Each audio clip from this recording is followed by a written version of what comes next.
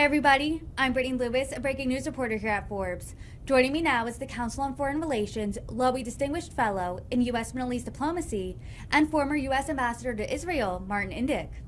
I do want to discuss with you today about the situation in the West Bank. Israel's withdrawn its forces from the city of Jenin on Wednesday. But first, can we take a step back here and can you explain for us why those forces were there in the first place? So for the past 18 months, there's been a serious increase in the level of violence, mainly in the West Bank, as a consequence of a number of factors that are becoming like a perfect storm. Young, disaffected Palestinian militants who don't remember the Second Intifada in 2000 and on, because they weren't born then, so that they're not scarred by it or deterred by it. They have easy access to weapons that are smuggled in from Israel, Jordan, and even Lebanon. They have a target-rich environment of some 500,000 settlers in the West Bank who are operating on roads that they can easily use to attack them. And there is a crumbling Palestinian Authority and its security forces, which are no longer operating in the northern cities of Nablus and Jenin. And they have become effectively safe havens for these young militants, most of whom are not affiliated to the other terrorist organizations like Hamas or Palestinian Islamic Jihad, although there is some kind of effort by Hamas and Palestinian Islamic Jihad to take advantage of their militancy. But they're, for the most part, operating independently. And they're operating out of a refugee camp in Jenin in particular. As a result of this interaction of terrorist attacks and Israeli army responses, over 150 Palestinians have died in the first 6 months of this year alone. And I think it's something like 23 Israelis have been subject to terrorist attacks. And so, it's referred to as the cycle of violence that just continues to spiral, where terrorist attacks lead to Israeli army raids and more terrorist attacks, and so it goes on. Israel did withdraw its forces just this week in the city of Jenin. So do you think that this is an indication that the violence will cease, or is this just the beginning? Well, it's in the middle.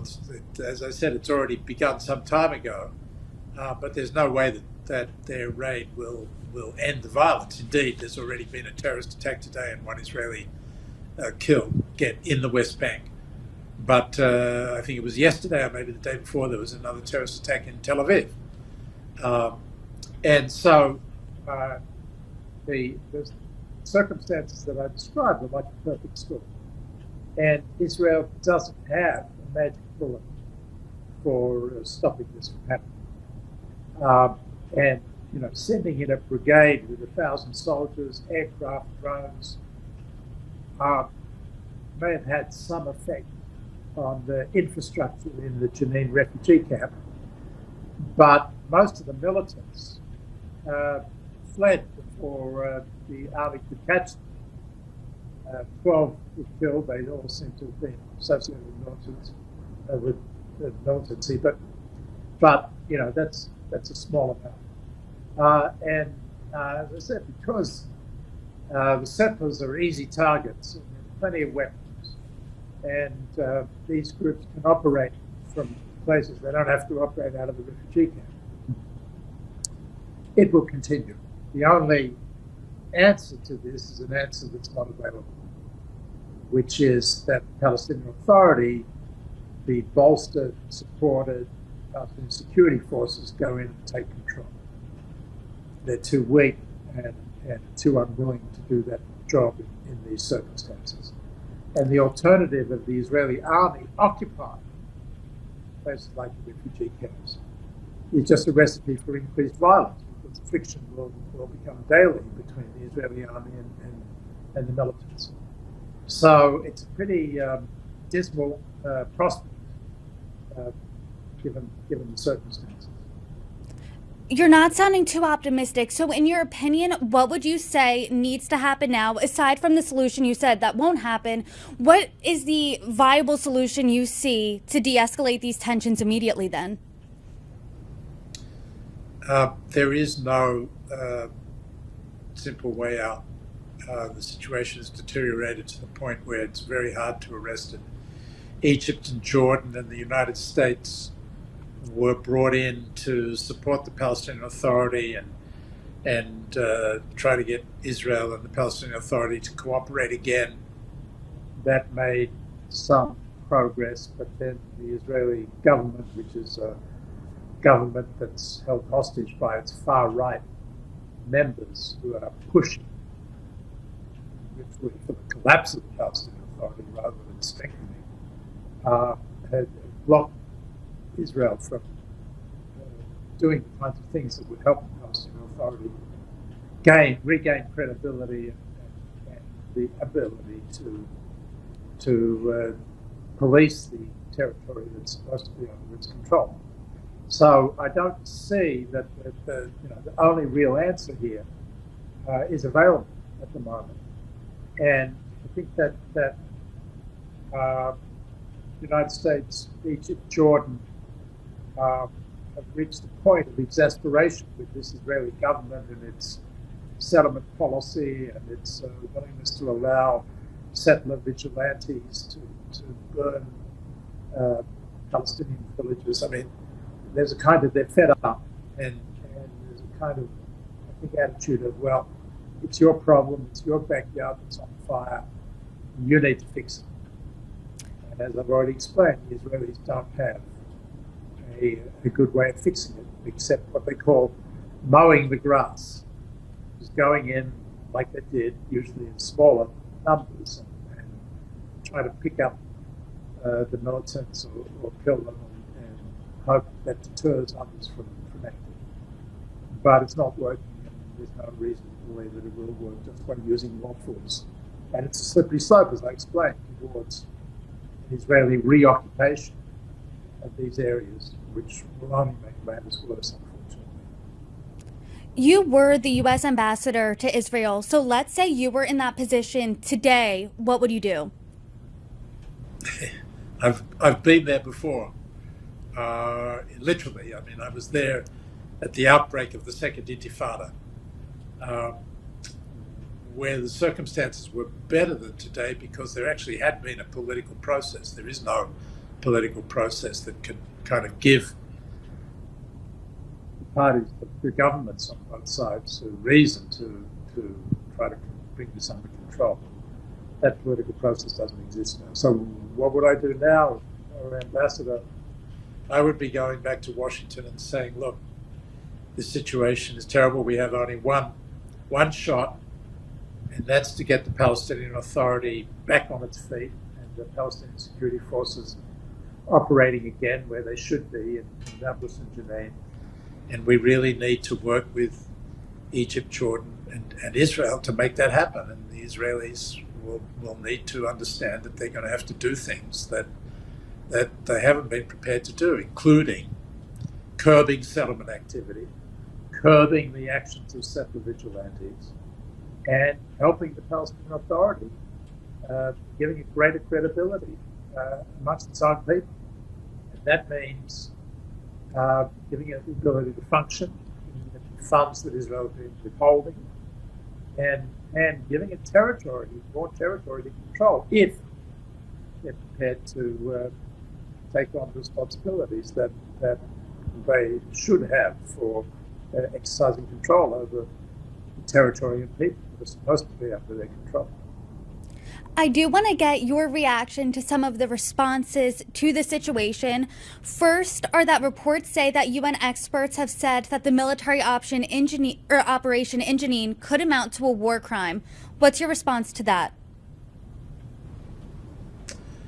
Well, I'm not an international legal expert, so the definition of war crimes is not something that's in my area of expertise. But I just look at the reality of what happened here. As I said, 12 Palestinians were killed. It appears that most, if not all, were militants involved in use of force, and therefore, in a sense, legitimate targets. There was an outflow of Palestinian residents of the refugee camp. It looks like about 3,000 of them. I assume that they will go back to their homes quickly. If not, that could be a problem. But I think that all sides are keen to try to make that happen.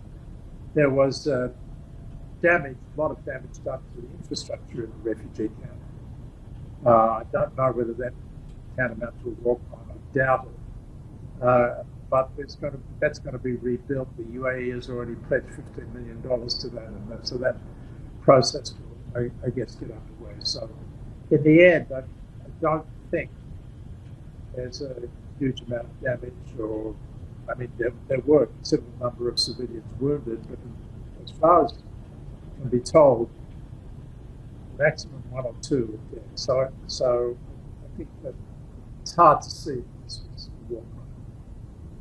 I do now want to talk about 2 responses, one being from the White House, the other being from a Democratic member of Congress. White House Press Secretary Karine Jean-Pierre said that the Biden administration supports, quote, Israel's security and the right to defend its people against Hamas, Palestinian Islamic Jihad, and other terrorist groups. But then in a tweet about Jenin, Congresswoman Rashida Tlaib said this: Congress must stop funding this violent Israeli apartheid regime. What do you think about these 2 messages? Well, it's an interesting juxtaposition. So the White House will always say that it supports Israel's right to defend itself. That's kind of standard language many years now, and a manifestation of the close relationship between allies and an identification with Israel's challenge when it faces these terrorist attacks. After all, we are still engaged in a war on terrorism ourselves, even though it has been reduced somewhat. So that's the kind of standard response, and then to call on all sides to reduce the violence and allow people to go back to their homes and so on. Rashida Tlaib is well known for her support for the Palestinian cause and identification with it, and so her statement is also quite predictable. It doesn't have much support, if any, in Congress, particularly not called for sanctions on Israel in circumstances where it's essentially taking action to defend itself. One can criticize the extent of its actions, but the fact that it's defending itself is something that I think is generally accepted in Congress, which after all is strongly pro-Israel on a bipartisan basis. Israeli officials have called this raid a success, and I know that you said we are in the middle. It does look dismal, but what do you think is immediately next? What should we look out for? Well, success depends on how you define success, of course. If you define it as relatively low casualties and disruption of the infrastructure of terror in the camp, I suppose you'd call it a success. But has it deterred more terrorist activity? The answer is obviously no. It's already happening, and I expect it will continue to happen, partly as a way for the Palestinians to show that it doesn't work.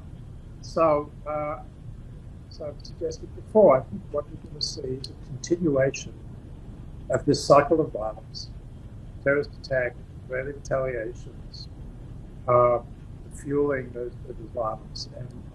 And the question will be whether Israel can succeed in effectively mopping up all of the different militant groups and organizations and preventing further terrorist attacks or not. I don't think they can. And I think in the process of trying to, they have run the real risk of having to reoccupy the West Bank and the real risk of triggering a third intifada. So far, if you look at what happened here in the last few days, Hamas and Palestinian Islamic Jihad did not join in. There were no rockets from Gaza. And so it did not escalate. Nowhere else in the West Bank, in any of the other cities, did you see demonstrations in support of the Palestinians and so on. So it was effectively an isolated event. If it spreads, and if you see widespread action against the Israelis in support of the militants, then the Israelis have a real problem. And so that is one of the things that one should look for, is to just see whether it remains effectively isolated to Jenin and perhaps Nablus in another city in the north that is under the control of the Palestinian Authority, or whether it spreads. And if it spreads, it's going to be a big problem. Based on your past experience, do you anticipate that widespread support? I don't at the moment, because unlike Palestinian youth who are engaged in this violence, the broad Palestinian population does remember what the Second Intifada was like. Raged for 5 years and had a dramatically negative impact on the lives of Palestinians. And so they're not in a hurry to return to that chaos. On top of that, 180,000 Palestinians from the West Bank go into Israel every day to work, and their economic prospects have improved considerably since they've been able to do that over the last year. And they don't want to lose that ability to put bread on the table. And so I think that's another reason why you don't see widespread revolt against the Israelis. But it's headed in a direction where it could be triggered. People feel like enough's enough, we can't take this anymore. But we're not there yet. Ambassador, I appreciate your insights on this evolving situation. Thank you so much for joining me. Thanks very much for having me, Brittany.